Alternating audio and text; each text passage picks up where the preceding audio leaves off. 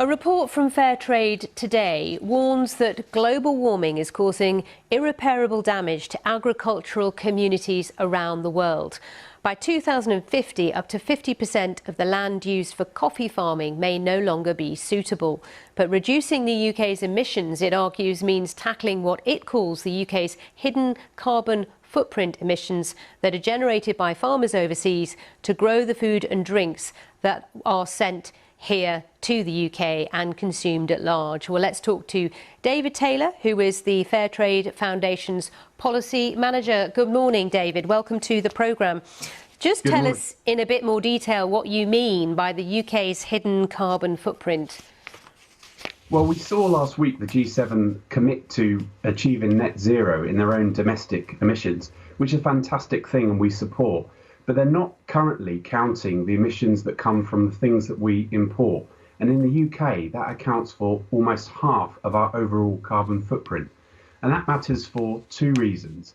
Firstly, the farmers and workers that we work with are already suffering from the climate crisis. Just last year, Nicaraguan coffee farmers saw a third of their crop wiped out by massive hurricanes. But secondly, if we want our bananas and our chocolate and our coffee to be zero carbon, then we can't expect these farmers and workers, who are some of the poorest people in the world already, to stump up the cost of that transition. It's our responsibility in wealthy countries to help them to make that transition. I'm sure people listening to you would agree with that we have a responsibility globally, depending on what's going on.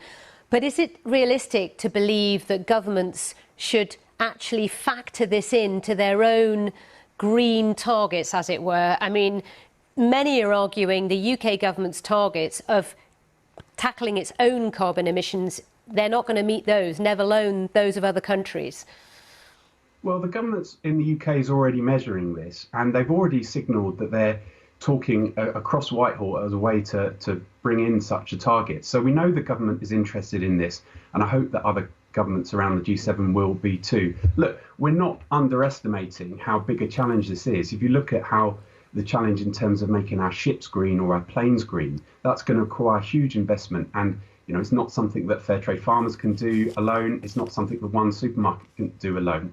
Everyone's going to have to work together, government and businesses alike. But if we don't address this challenge now, then, and in the coming years, then we could see, as you said in your opening report, a situation where some of these products that we take for granted and love, like chocolate, are luxury items because there isn't the land to grow them on because of the climate crisis has taken that away.